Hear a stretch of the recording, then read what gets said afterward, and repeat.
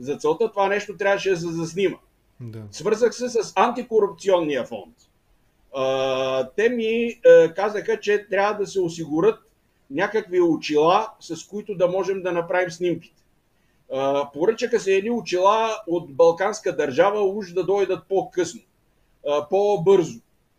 Пристигнаха очилата от балканската държава и в момента, в който пристигнаха и ги заредихме, се оказа, че са дефектни. Айде сега почваме да търсим други очила.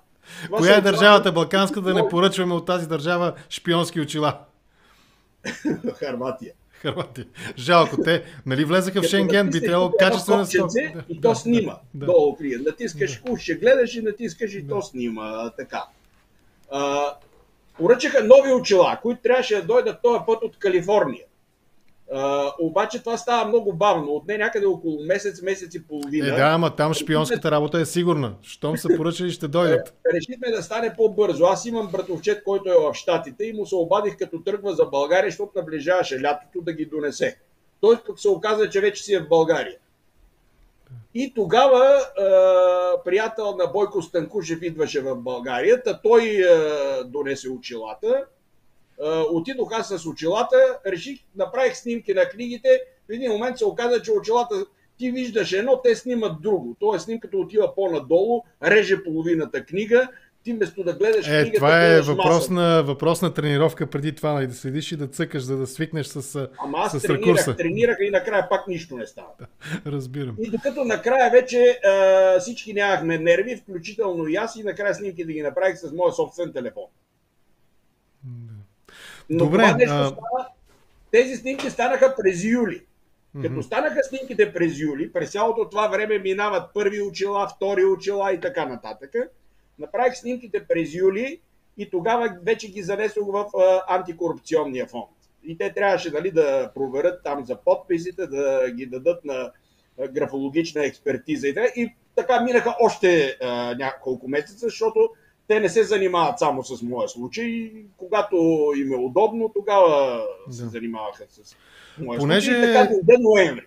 Понеже съм сигурен, че този епизод ще стигне до ръководството на Юзо, длъжен съм да подчертая, че първо адмирирам, разбира се, всеки, който рискува, както ти правиш, нали, да наруши собствения си комфорт, за да изобличи някаква предполагаема, трябва все пак да мине през проверка, както е реден при такива съмнения, но предполагаема нередност в нашето общество и за това с готовност, с радост и предоставих ефира на контракоментар за тази тема, но в същото време, ако от Югозападния университет искат право на отговор, аз съм на разположение, няма да им откажа, няма да ги върна, със сигурност ще направим продължение на този разговор от тяхната гледна точка, независимо от лаконичната публикация становище на сайта им. Но тази история, нали, с очилата показва, че шпионската работа не е за всеки. Така, не от всеки, не го казвам с ирония към теб, но не от всеки може да стане Рихард Зорге или Джеймс Бонд, примерно, ако говорим на по-познати такива имена в шпионското дело. Извън шегата, за да вървим към финал на този разговор, още малко допълваща информация. През 2021 година ректора Борислав Юруков на въпросния университет в медиите беше уличен в конфликт на интереси, защото по данни тогава той си е дал сам на себе си бонуси, възлизащи на 142 000 лева. В годините назад също е имало подобни скандали с незаконно прехвърляне на студенти от една специалност в друга и прочее. При това прехвърляне на студенти от платена държавна поръчка, както и от системен прием на студенти, чието брой надвишава план приема на студенти в университета. Това е също част от контекста на твоя разказ, но може би финалният, заключителният въпрос: какви други случаи на корупция са ти известни, предполагаеми случаи на корупция в правно-юридическия факултет или като цяло в този университет, а може и не само в него? И какви са твоите очаквания за развитие от тук нататък на този казус? Вие правилно казахте, че аз съм установил 8 случая, които съм изложил в моя сигнал до Министерството на образованието и науката. Но гледайки включително и тези фотографии, които аз съм направил, 26 на брой, Мисля, че вече много колеги са разпознали и нанесени оценки по техни дисциплини, които са направени с фалшифицирани подписи. И аз съм любопитен в близките дни дали някой от тях няма да проговори и да го потвърди. Мисля, че е крайно време, защото Югозападният университет е университет на България и той се издържа с данъците на цялата българска държава, на гражданите на България, не само на община Благоевград или на област Благоевград. И още по-малко той е някаква губерния собственост на фамилията Марин или на фамилията Юруков. Казвам за фамилията Марин и фамилията Юруков, защото вие виждате, че те всъщност се солидаризираха с това, което е правено в катедрата, иначе техния отговор би бил на първо време изразяване на притеснение. И аз наистина нямах абсолютно никакво намерение да свързвам този сигнал с предизборната кампания, която се води в момента в Югозападния университет за нов ректор, но те неизбежно всъщност поставиха въпроса и за бъдещето на университета, защото например, вие знаете, че правото е регулирана специалност. Наскоро една от местните медии изнесе данни как съпругата на кандидата за ректор Николай Марин е завършила право, която е регулирана специалност за срок, който е много по-малък от изискуемите 5 години. Става въпрос за местното регионално издание Топ Преса, за което мисля, че след това под натиск материала мисля, че е изчезнал в един момент от сайта на Топ Преса. Освен това, ако вие сравните публикацията на моя сигнал в националните медии, Дневник, Свободна Европа, Сега, Медиапул, Площад Славейков и други издания, той се появява ден и два, съответно, преди да се появи в местните благоевградски издания Инфомрежа и всъщност Четвърта власт го публикува по-рано. Инфомрежа и основното регионално издание Струма го публикува едва в събота, 2 дни по-късно. След като 2 дни беше подложено на натиск от фамилията Юруков и фамилията кандидат за ректор Марин да не се появява тази публикация на страниците на вестник Струма. За тяхна чест те я публикуваха и то още на първа страница, заедно с известието за започващата проверка на Министерството на образованието и науката и то цялостна проверка за тези безобразия, които се вършат в факултета на Николай Марин. Заедно с това достатъчно е един човек с непрофесионален поглед да отиде на сайта на университета и да разгледа конкурсите, за да види, че това са конкурси на определени фамилии. Както ви казах, това е университета в момента на фамилията Юруков и на фамилията на кандидата за ректор Марин. И в този смисъл мога да кажа, че единствено Министерството на образованието и науката, възползвайки се от възможностите си за контрол, е в състояние да върне университета към онази нормалност, преди той да подкрепи Иван Гешев за главен прокурор и преди Иван Гешев да стане докторант по международни отношения без познание по чужди езици, с научен ръководител, сегашния кандидат за ректор Николай Марин. Да.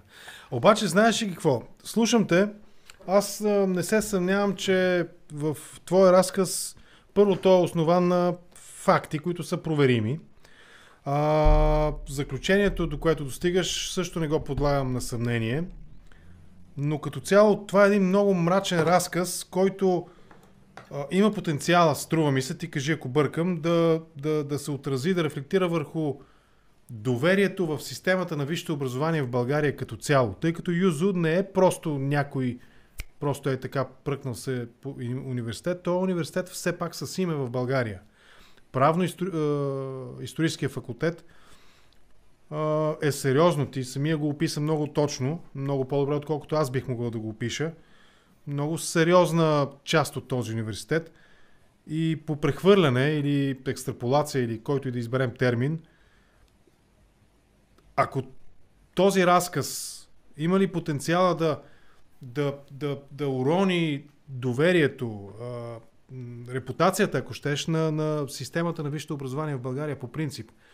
Това не са красиви разкази. Това не е разказ за история, в който нали, дори да спорим, ние ще спорим нали, с аргументи, ще спорим за новоприсъединените територии, за ролята на България в спасяване царство България, спасяването на евреите и прочее. Има красота в този спор сам по себе си, защото той е с аргументи, той е междумислещи. А тук говорим за много грозни сцени в крайна сметка. Нали. Багажник с прасето заклано вътре, нали, ако трябва да упростим съвсем разказа до битови категории, за да получиш в замяна оценка или комплект от оценки. Това е много грозно в крайна сметка и как цялостно системата на висшето образование, как я вписваш в този контекст? Вижте, значи по принцип трябва да е ясно, че това, за което ти говориш, подронването на авторитета на висшето образование се е случило много отдавна в нашата страна и то не само благодарение на някакви практики, видиш ли, които са в Югозападния университет. Аз искам да напомня само преди години за феодала Величко Адамов в Свищов, който с нищо не се отличава от фамилията Юруков и фамилията Марин в Благоевград. Той, ако си спомняте, и то тогава благодарение единствено на решителността на министър Тодор Танев, и то понеже съвпадна с някакъв момент, в който недоволството от практиките в Свищовската академия рискуваха да доведат до политически щети на самия реформаторски блок, от който беше министър професор Тодор Танев. Дори имам информация, че юрисконсултите на министерството, които още от времето на Дража Вълчева винаги съветват министъра да стои настрани от такива местни, регионални, местнически, семейни конфликти, скандали и така нататък, дори тогава са го съветвали по-скоро да не се намесва, възползвайки се от възможностите, които дава член 10 от Закона за висшето образование на принципала, когато имаме откровенни така и будящи очите факти за корупционни практики и злоупотреби. Но въпреки това той действа тогава решително и аз искам да ви напомня, че въпреки съпротивата на Величко Адамов, самата катедра след около година пенсионира Величко Адамов, от който тя трепереше.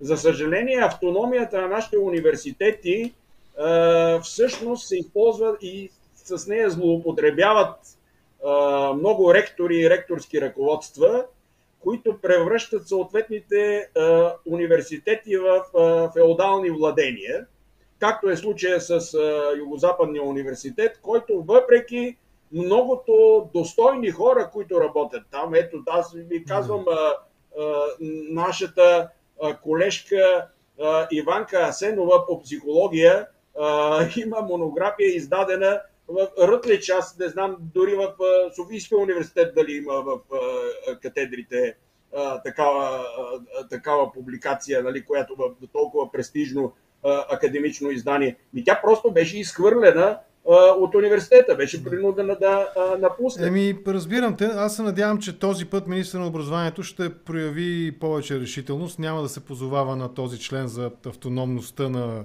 учебните заведения. Да се върне